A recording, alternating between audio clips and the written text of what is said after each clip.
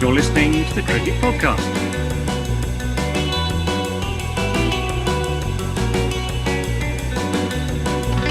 Hello, everyone, and welcome back to the Cricket Podcast, where we will be talking about India's victory over Pakistan in the UAE in the Asia Cup. Before we get into that, though, you need to hear some messages.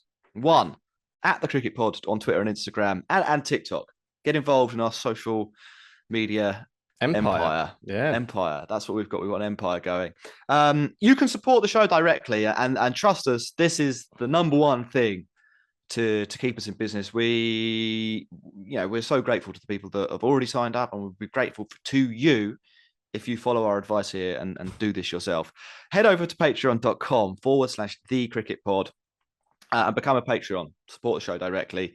You get some bonus content from us. You get to chat with us in our Discord and a bunch more, bits from just £4 a month, $5 a month. I think 409 rupees now, thanks to the exchange rate. Right. I still think it's $7 Aussie. Something in that ballpark. You get the picture. And this show is presented by manscaped.com. Use the code CRICKETPOD for 20% off all of your ball shaving accoutrements. Good word, accoutrements. That's CRICKETPOD for 20% off, plus free shipping, free worldwide shipping at manscaped.com. Get yourself sorted out below the waist so that, So show off well the old presented. tackle. Yeah. Yeah, exactly. If in whatever circumstances you will find yourself in, hopefully in the near future. Be they planned or otherwise. India v Pakistan, Max. Yes. Have you got a summary prepared? Maybe nautical themed, Desert themed, Desert themed summary. Desert themed summary. Well, if we compare rainfall to strike rate, then this game was somewhat desert-like, I would say. It was a desert, yeah. In the lack of striking / raining. We're not surprised when it comes to Pakistan because their opening partnership of Rizwan and Babar Azam, two phenomenal cricketers that they are, not known for blasting their way through a game of T20, used to drought-like parched conditions, and that continued. Particularly Rizwan really not getting going and only towards the end managing to salvage his strike rate to above 100, and it was basically left to amazingly the final wicket of Shahnawaz Dahani to actually put some impetus into the end of the innings and get Pakistan up to a total that could actually be defendable on what looked like a bit of a tricky wicket, and so it proved after a sort of a slow power play. Poor old King Legend. I mean, he saw a mirage in the distance, and turned out that it was actually just a big hole. And it looked like India were gonna really sort of struggle to actually take down the total, but enter the oasis that is Hardik Pandya, who took India over the line at the end. But that doesn't really do justice to the whole story, does it, Jack? Of the ebbs and flows and the number of fielders that were allowed outside the circle, and the cramping and the final over from Mohammad Nawaz. It was hectic, but in a really slow way. Yeah, it was hectic in a really slow way. Have you ever watched the film Lawrence of Arabia, Max? I haven't, no, but I'm Neither aware have I. of it. Neither have I, but I know it's really long. Yeah, and at times that's the vibe. Well, that is the vibe that we got from this game. Yeah. It was, where to start? All right, Pakistan v India. It's the gold big standard. Yeah. It's the old Classico in cricket. I want to talk a little bit before we get into the cricket, actually, about the viewing experience for people in the UK. Okay. So I went round, I think, as I said in the intro to the part one of the show, I went round to my friend Hyder's to watch the match with some of the guys from our cricket team. To get this match, this is like the Super Bowl for cricket, basically, isn't it? It doesn't really get bigger than this. To get this match, you had to go to a Bollywood speciality channel, Utsav Gold, channel 712 on Sky. Right. The only way to get this was for me to bring my laptop with Sky Go, because you couldn't access it through normal Sky Go. You had to do it through the TV guide, which for some reason is only available on the app version. Okay. Of the thing. You had to plug it in using an HDMI cable into the TV. A complete nightmare. It streams about 2.5 minutes behind live. So people in the room, when it got nervy at the end, were looking up Crick-Info, the Crick-Info commentary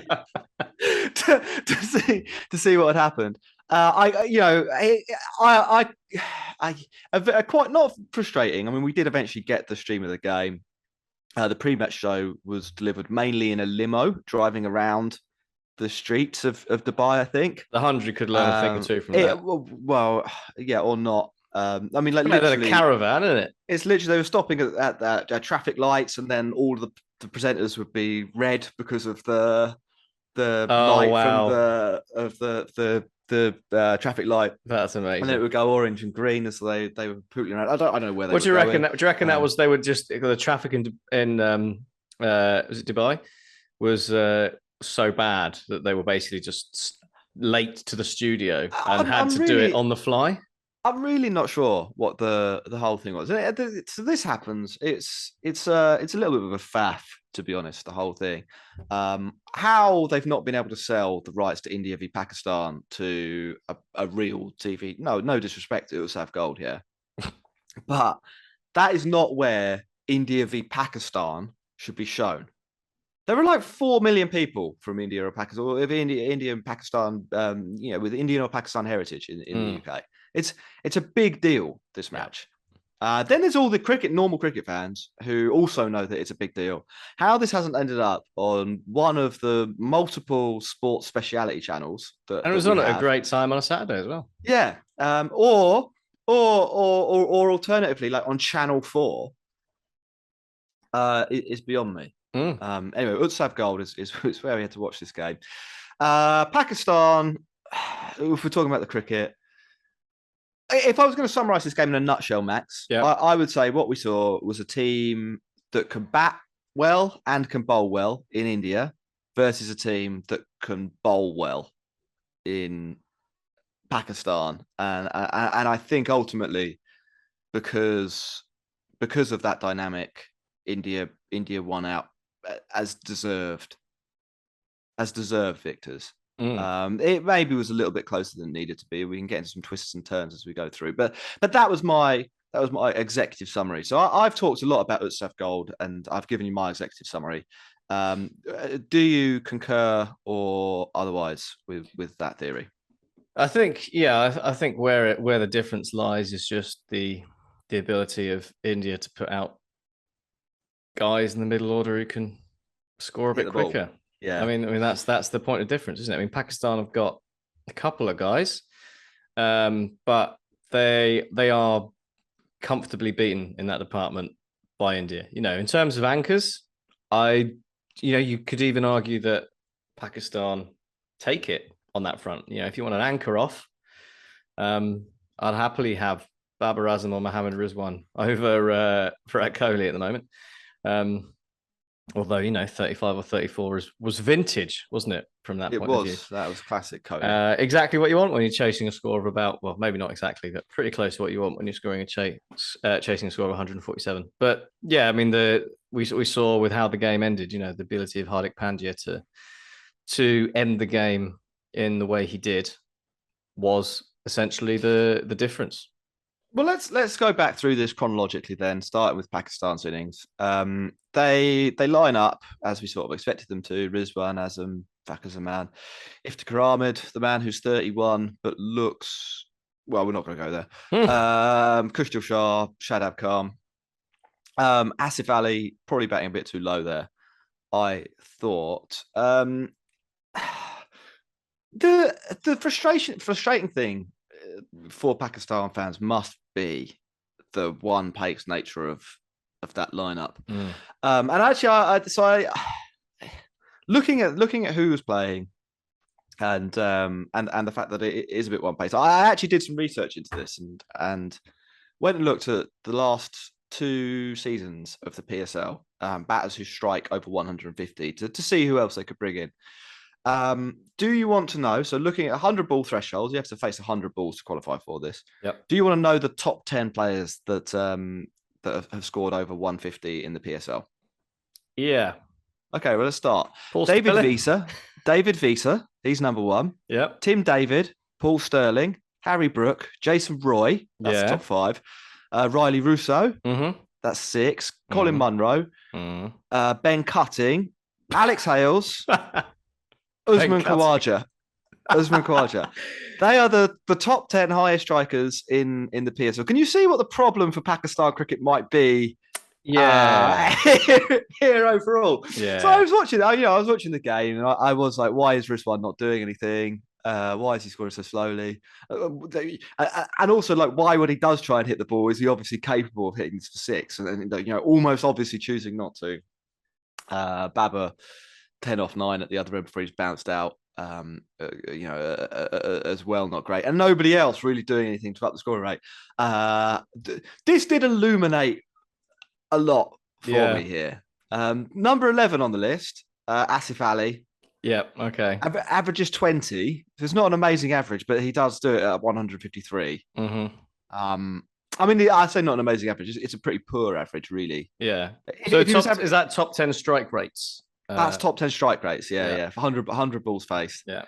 Then you've got Hasratullah Zazai, and then Kushdil Shah is at number 13. So the two guys who do hit the ball at all in the PSL did make it into the Pakistan team, but neither of them are particularly impressive strikers. They're only just over 150, and their batting averages aren't. It's not like Joss Butler averaging 45 at 150. These are guys who are basically full-time hitters doing this. And there are some other caveats. The pitches probably aren't great, so you might expect them to do a little bit better on better surfaces. Not that this was one. So Pakistan's batting's not great, but that's not to take anything away from India's bowling, because they did do a job on Pakistan. Pakistan have got a game plan. As we said, as I said in my executive summary, they are a team that can bowl okay, and even a bad batting side in T20 cricket can get to 160, and I think that's what they were kind of aiming for. I even think at the end of the game, Babar Azam more or less said, "Yeah, we wanted about 12 more runs." Yeah, and that would have got them there. It's India again, and we've said this a few times on the show. I think this is really where the Indian depth of talent shines through. The batting side, they've not figured that out. They're still playing the wrong team. But bowling, they've lost 2 seamers, 2.5 seamers. They've lost Bumrah, they've lost Harshal Patel, who both probably get into this team as as first 11 players. Bumrah definitely, and Harshal bat plus ball as a number 8 probably gets in. And then as the third player who they haven't selected, I think is in the squad. Maybe an option, maybe a fitness question there. Deepak Chahar. Yeah. They didn't go with.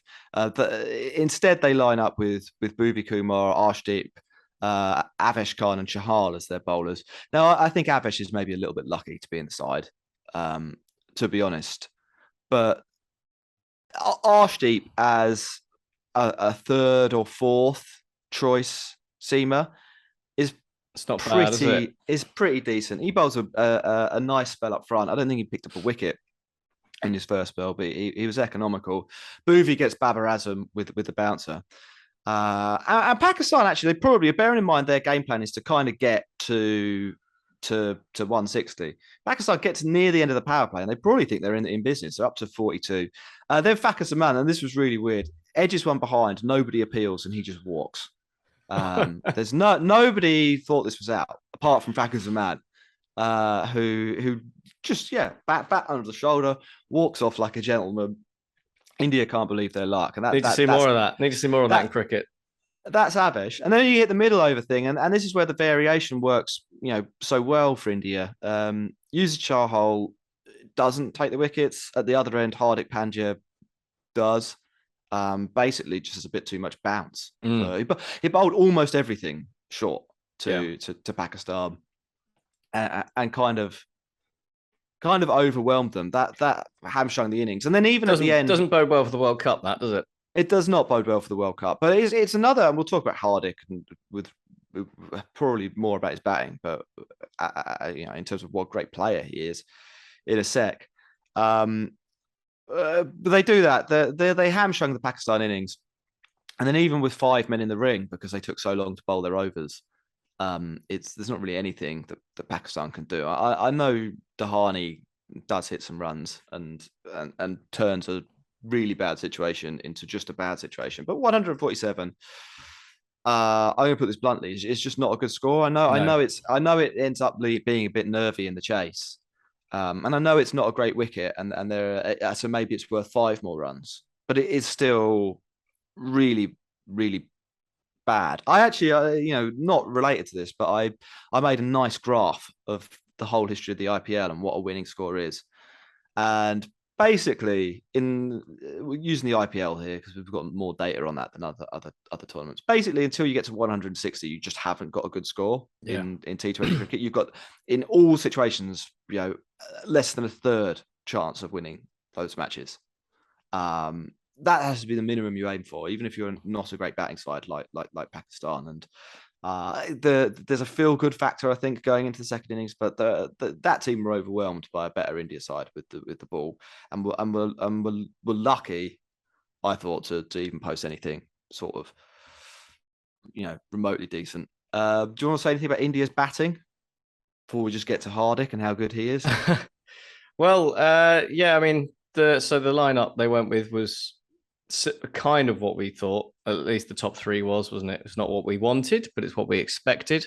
And the fact they also picked Dinesh Karthik meant that they fell into the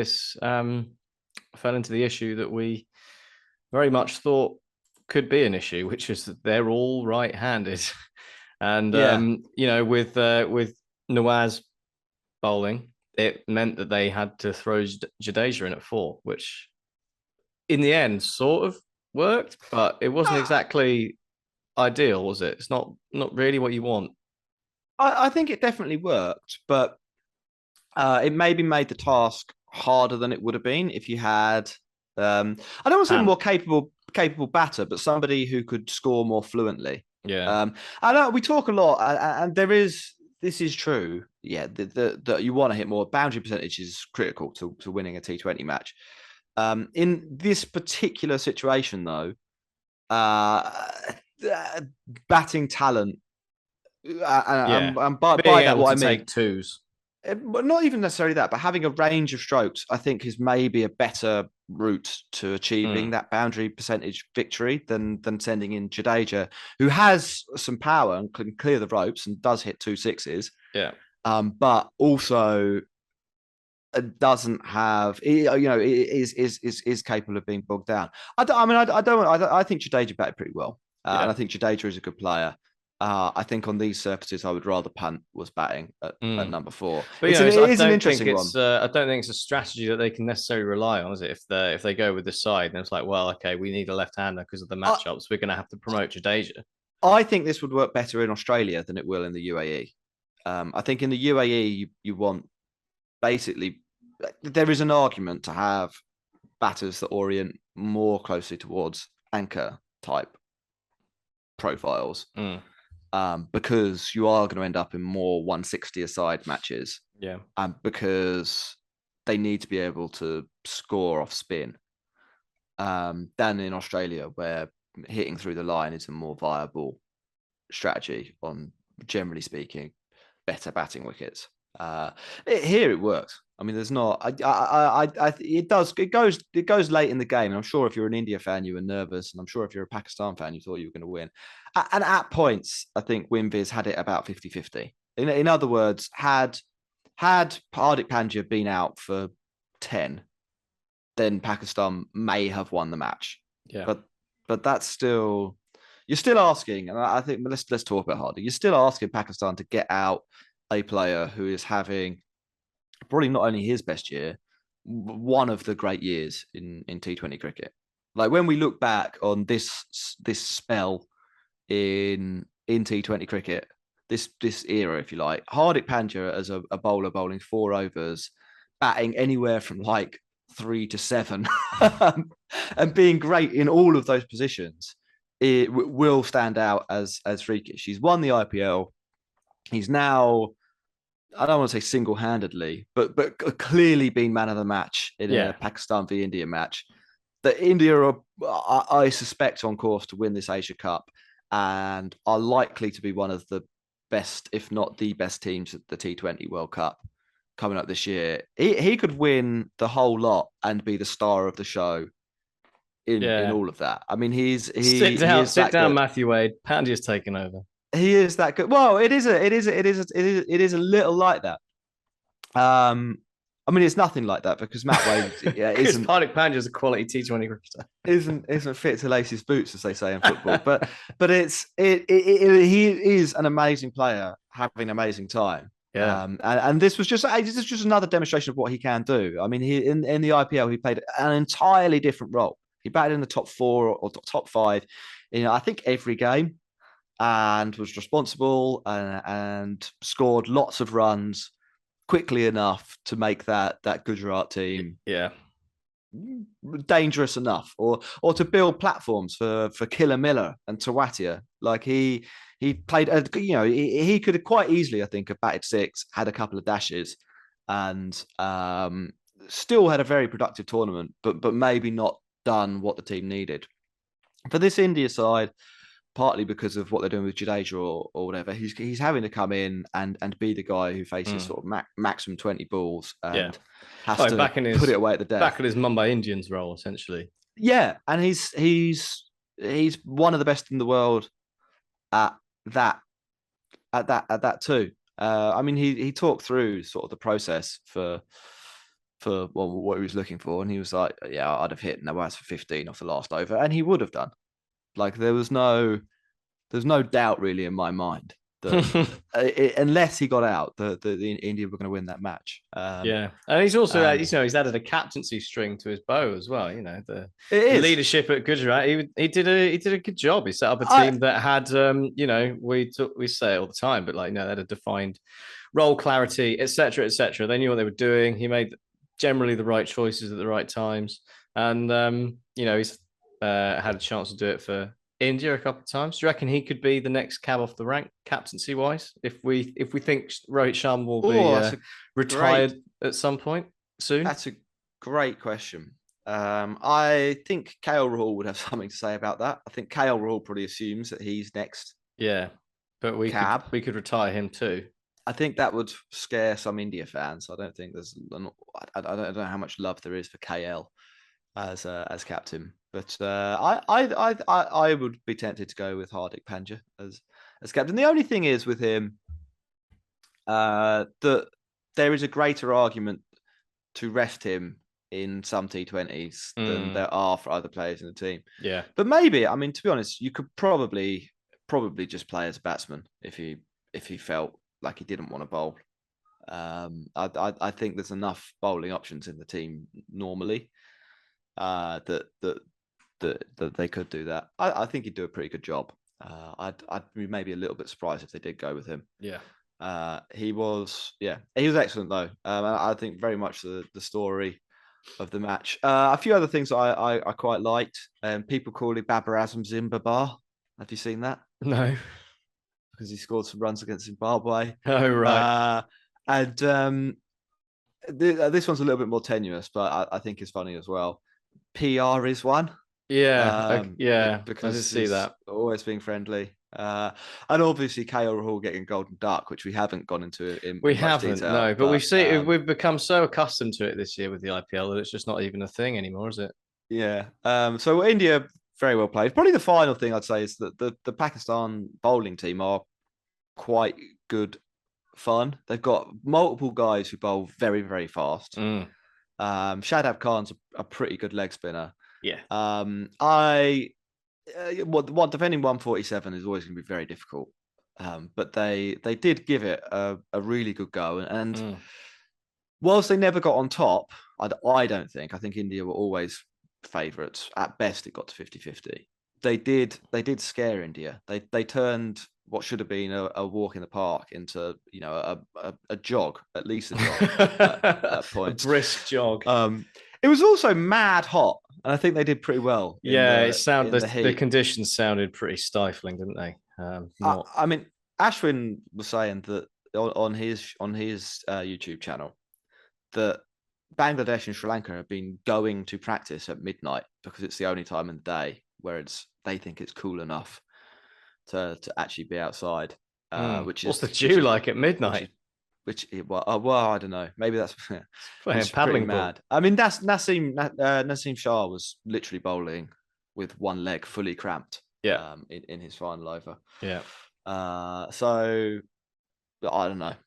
Pakistan has been 5 minutes of the ring, which wasn't ideal. They have to do it for 3 overs. They did. Both teams had to do it for 3 overs. Yeah. The game went on for ages, and I could sympathise a little bit with the teams and the heat and stuff. Like it was clearly very difficult. Could they have bowled quicker? I don't know. Maybe it is difficult when almost from ball one, people in the Pakistan team were just like falling on the floor, needing to be stretched out. Yeah. Rizwan immediately behind the stumps, like couldn't move. I think he let a couple of 4-bys past, just couldn't. Yeah, couldn't get to the ball. Even elite sportsmen, you do have to, sometimes the conditions do just get a bit much, don't they? Yeah.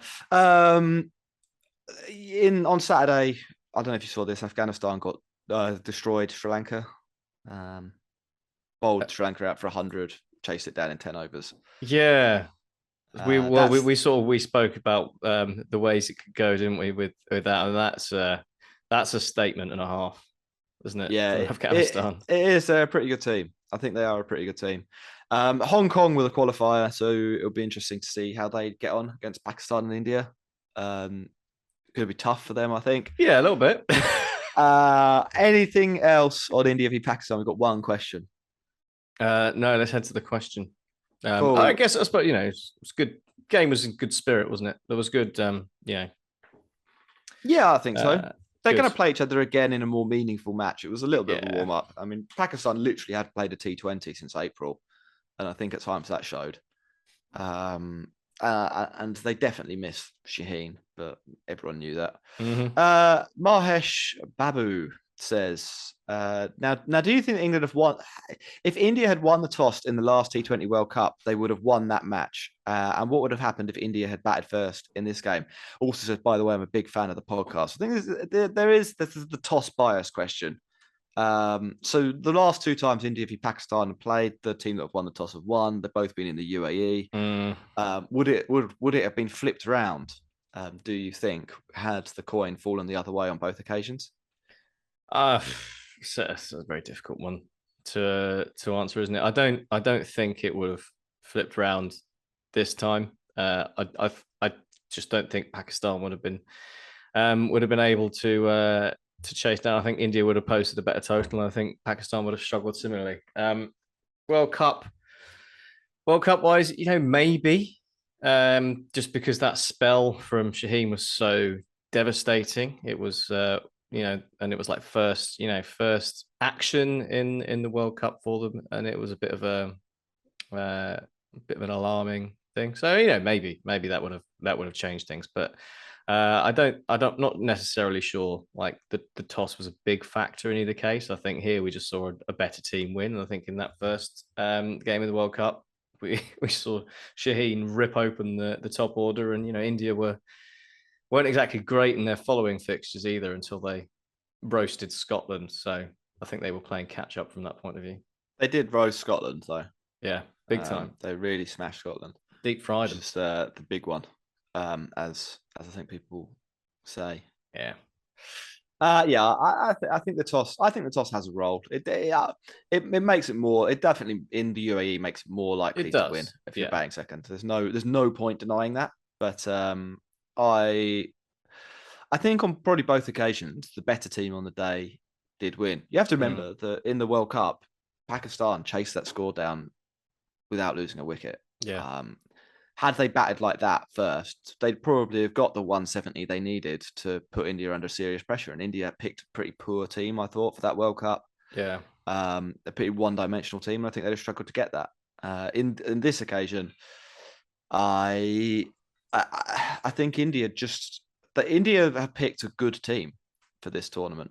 There is a left-hander situation that makes their top 5 not ideal, and I also think that they've got one too many Kohli, Rahul, Rohits. Yeah, I think one of them probably shouldn't be playing for somebody a little bit more sexy, as we like to say. Mm-hmm. But I think sexy sixes. I think also that there are some Jadeja, Hardik, Dinesh Karthik. They're big boys. Surya Kumar Yadav. That's a batting order. That is a batting order. Mm-hmm. I like that a lot. If they manage to sort out the top 3 somehow, then I think they would be the best team in the world by a distance. It's the one thing that I think is still a weakness. But it's all very doable for them. It's all in their own hands. Cool. We managed to turn that question into a whole discussion point. We're going to end the show now, I think, Max. Is that okay with you? Yeah, fine by me. Last messages. Like and subscribe wherever you're listening. It helps grow the podcast. If you like our content, or even if you're just sort of a bit ambivalent, but you like people talking about cricket, algorithms, the way they work is by interactions. Leave us a comment on YouTube as well. We never promote them, but we do like the comments. Patreon.com/thecricketpod is the best way to support the show from just £4 a month, $5 US, 7 Aussie, some bolivars. I don't know if we've got many listeners in South America. Probably a few. Bolivars. Get your bolivars out. Yeah. And on the getting things out note, get your testicles out and and shave them. Trim them using a Manscaped product that you have purchased using the code CRICKETPOD with 20% off and free worldwide shipping. I'm going to repeat that again in a better sentence for you to understand what you need to do. Go to manscaped.com, put things in your basket, use the code CRICKETPOD, and you'll be rewarded with 20% off plus free shipping. And we similarly will be rewarded by fulfilling our contractual obligations. Goodbye, everyone. Goodbye.